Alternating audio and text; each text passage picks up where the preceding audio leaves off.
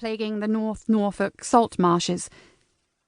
She ground her teeth and focused the lens tight on the lobster pots being hauled out of the North Sea. She clicked and reviewed the image. Too dark. She checked her settings. The aperture was already wide open. She'd just have to wait for the sun to rise a little more. She rounded the steep steps that led down the embankment to the overflow and glanced out towards the hectares of arable fields covered in pink-footed geese feeding on the recently ploughed sod.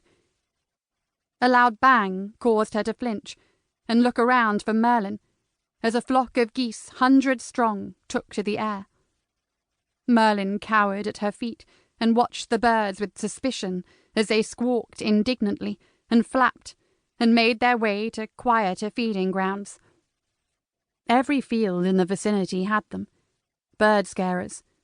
Noisy machines that sounded like a shotgun and were far more reliable than the scarecrows of old. After a while you stopped hearing them. They faded into the background of birdsong, rustling leaves, cars and people. Connie shook her head at her canine's cowardice and bent to collect her stick.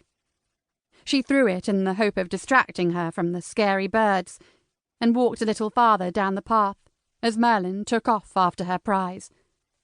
She moved beyond the long shadows of the houseboat that bobbed in the foreground of many of her pictures. Merlin ran ahead, branch clenched between her teeth.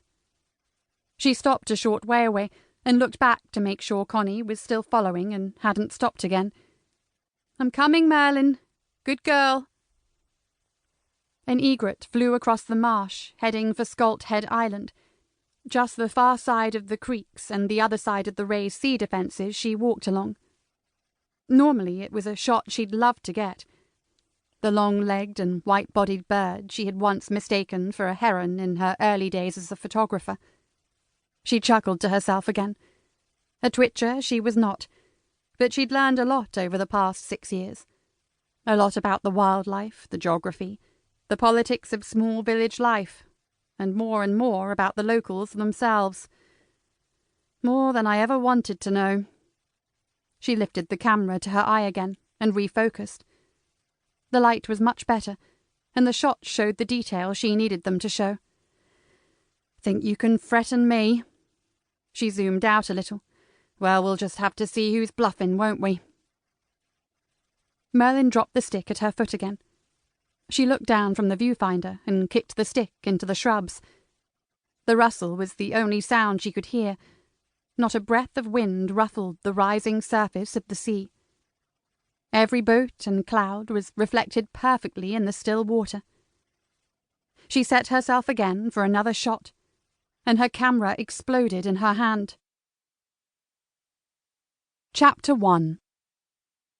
Kate Brannon zipped her black leather jacket closed, climbed out of her car, and made her way down the mud track.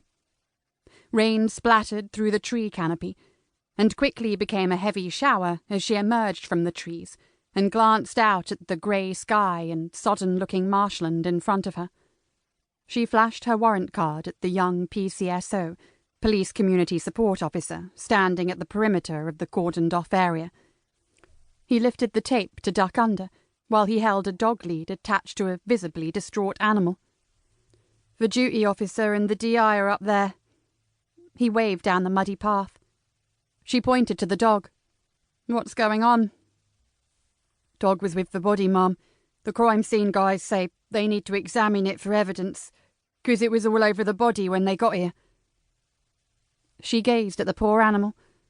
It was whimpering and barking, trying desperately to break free, seemingly intent on returning to the crime scene. Kate wanted to bend down and stroke it, try to soothe it a little, but that wasn't a good idea, not until the evidence on its coat was recovered. "Who called it in?" "Couple walking the path, Mum. They didn't go near. Said the dog wouldn't let 'em." "Has it been vicious?" She frowned at the dog. Its pleading blue eyes moved quickly from her face to the lead in her officer's hand and back to its owner.